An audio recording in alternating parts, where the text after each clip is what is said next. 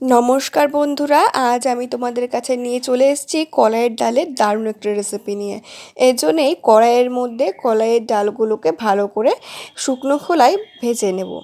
কলাইয়ের ডালগুলো ভাজা হয়ে গেলে একটা বাটির মধ্যে নামিয়ে রেখে ভালো করে জল দিয়ে ধুয়ে রাখবো। এরপরেই প্রেসার কুকারে কিছুটা জল নিয়ে সেই ধুয়ে রাখা কলাইয়ের ডালগুলোকে দিয়ে উপর থেকে 1 চামচ লবণ, যাতে ভালো করে কলাইয়ের ডালগুলো সেদ্ধ হয়, আর 6 থেকে 7টা চিড়ে রাখা কাঁচা লঙ্কা ফেলে ভালো করে সেদ্ধ করে নেব। এরপরেই কড়াইয়ের মধ্যে কিছুটা তেল দিয়ে তার মধ্যে 2টো শুকনো লঙ্কা, 4টে তেজপাতা আর মৌরি ফোড়ন দিয়ে নেব। এর মধ্যে কিন্তু সামান্য একটু হিং দিয়ে নাড়িয়ে চাড়িয়ে উপর থেকে 1 চামচ মতন আদা বাটাও দিয়ে নেব। এই কলাইয়ের ডাল কিন্তু খুব ঠান্ডা ডাল, এই ডালটাকে এইভাবে রান্না করলে খেতে খুব সুন্দর লাগে। এরপরেই ডালটাকে সম্বরা দিয়ে নেব।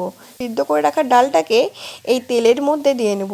এরপরেই দিয়ে নেব উপর থেকে পরিমাণ মতন হলুদ গুঁড়ো, 1.5 চামচ মতন চিনি, যাতে এই ডালের খার ভাবটা কেটে যায়, আর পরিমাণ মতন লবণ দিয়ে ভালো করে মিক্স করে নেব। যত এই ডালটা ফুটবে ততই কিন্তু এই ডালের কালারটা ভালো হয়ে আসবে।